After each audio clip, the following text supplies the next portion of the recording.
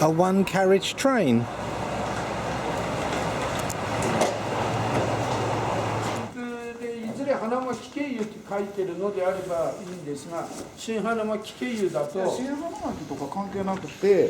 Thank you. Thank you. Thank you. Beatles. Oh yeah. Do you like the Beatles? Yes, I like Do you know any of their songs? Do you know any of their songs? I love her. George Harrison. George Harrison. Yes, I love George Harrison. You love him? Oh yeah, he's great. Do you think he was the best Beatle? What's your favourite song of his? I love her. I love her. Yeah. For is I love her. George Harrison. Great. Nice to meet you. Thank you. Bye bye. What are you? Are you a Kappa? Kappa. I'm Kappa. Can I see your back, please? Oh, you're a real Kappa. Thank you. So this Kappa business I've been reading about, it looks like it starts here with a spot of tourism. Kappa. I've just got yet another present. Look, I've got this pad, which is, look, all that line, nice pen. That lady gave it to me. She's been so helpful. Thank you very much. She's given me maps. Now I'm going to go and venture into the land of the Kappa. And she's just told me there's bears here as well. I thought I'd come and eat at the Kappa Man restaurant. There he is in the background there. You can just see his little head. There he is. Bless him. And I thought I'd get a curry. I did leave a little bit of salad, but that's just to appease the gods. Yeah, it was weird that the curry was very functional, not very curry-y, more like a sort of beef stew, like a sort of Vesta thing, really. You know, those you used to get those back in there. Do you remember when you were little? And the soup was really nice with its onions and its cabbage. And I've got a nice cup of coffee to drink now and a lovely cup. Look at this lovely cup. Isn't it lovely?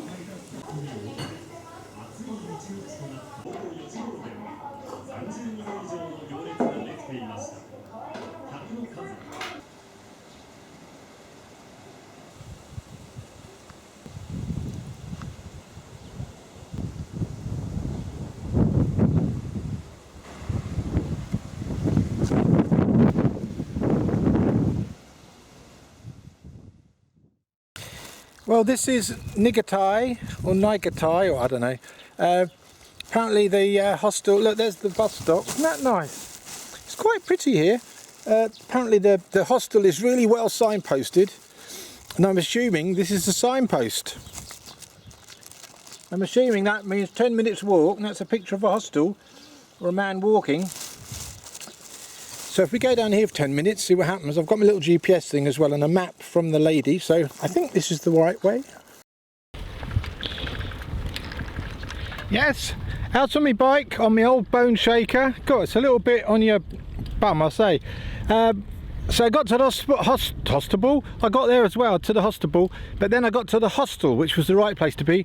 Within 10 minutes, I'm all signed in, made me bed, and I'm out on my bike to go and explore some peculiar mythology.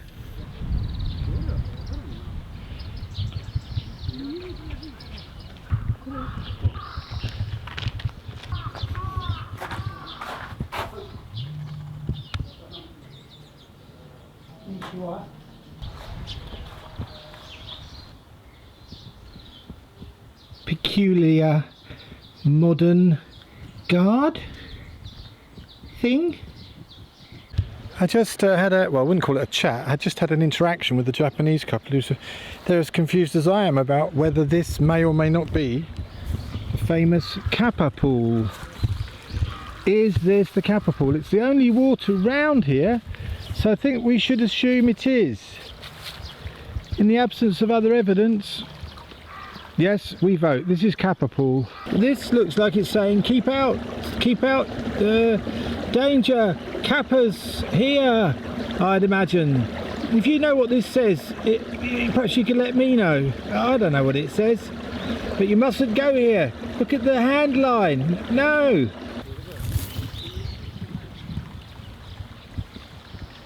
Of course, this peculiar thing is supposed to be a Kappa. A rather stylised version What's a kappa? I can hear you asking. Well, I think it's time I tried to explain.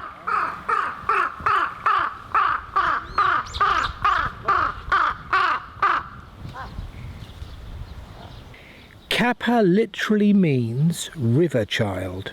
They're humanoid, half human height, these kappa, and they have scaly skin, talons, a big shell on their back, and webbed hands and feet. They are greedy and they are mischievous. One of the things they like to do is to pull your intestines out through your bottom to get at this ball which contains your soul, reducing the chance they will eat your children. They call that ball of soul the Shirikodama. And if you do something good for them and they tip their head forward to say thank you, then the water falls out of them and they lose their strength. And if you are thinking of going swimming anywhere there might be kappas about, here's a tip. Throw them in a couple of cucumbers. They really like cucumbers, and if they're busy with their cucumbers, there is a distinct possibility that they might let you live. And finally, if you're nice to a kappa, you give it some water because they can dehydrate, it'll owe you a favour. So that's worth remembering. If you do meet any kappas, let me know. Here endeth the first lesson about kappas. There's another tale about a farm girl who falls in love with a horse, and they get married, but she hasn't got her dad's permission, oddly enough. When her dad finds out, he's really upset, as you can imagine, and he shouts until he's hoarse. Ha! Oh no, I put that bit in. Anyway, he gets really upset, so he takes the horse out and hangs it, and as the horse is dying, the girl clings to the head of the horse, and they're both spirited up together, and then they become a single deity. That's the sort of area I'm in at the moment. It's full of myth and legend, and back in the 60s, some old fella who lived here, can't remember his name, there it is, he decided to pull together all of the tales, all of the folklore, and publish it for the world. And you can read about it. So Tono is the place, Tono. I must investigate further. But that's enough to be thinking about, isn't it? Kappa and girls marrying horses. Whatever next?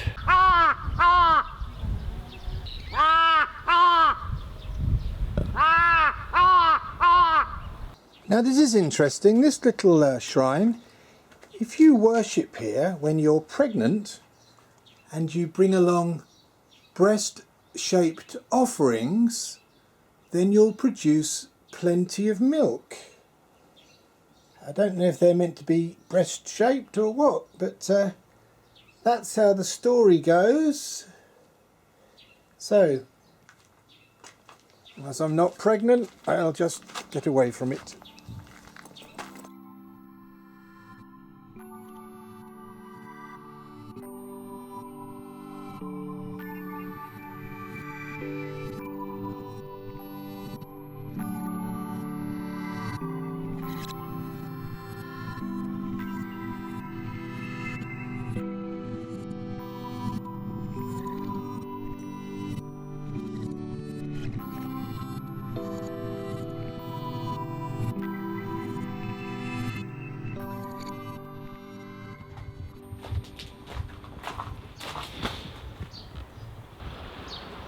Well, I've come out to see this little shrine and I'm all on my lonesome.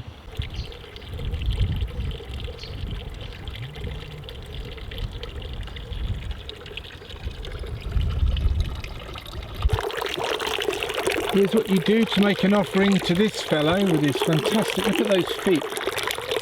I don't know if he's a dragon or some kind of other mythical creature from around here, but this is what you do. You put water on his head, like that. That's what you do. I don't think anybody's been up here for a while from the colour of him. You do this, and that's good luck. Here we have a graveyard. I'd say it's probably not for the poor folk. There is an interesting lack of variation among the stones, all vaguely the same shape and size, very uniform designs. Normally half the fun of wandering around the graveyard, if fun is the word, is you look at the dates and you look at the family names and you start to make pictures, don't you? Start to imagine people's lives. And because of the dates, it gives you a clue, it gives you a context. Whereas here, of course, I'm somewhat scuppered. I mean, I don't know what this says, do you? somewhat scuppered. Not a huge number of these graves have flowers. Perhaps that's not the Japanese way, I don't know. Very few here with flowers. I suppose, depending on your belief system, it's not a bad place to be buried, is it? Mountains in the distance, you're looking out over the temple and the goddess.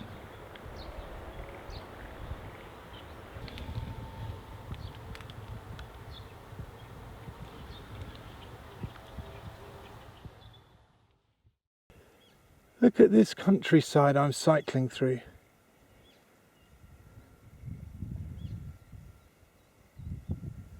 You can just hear the frogs in the distance. They started a little while ago.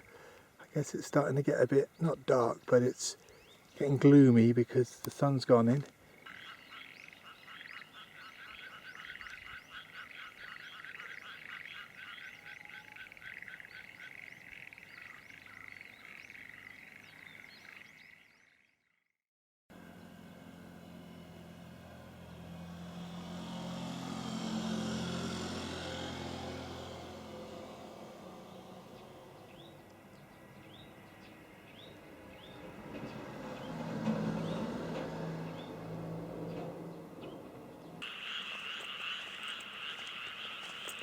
Thought I'd come out to see if I could see any of these frogs,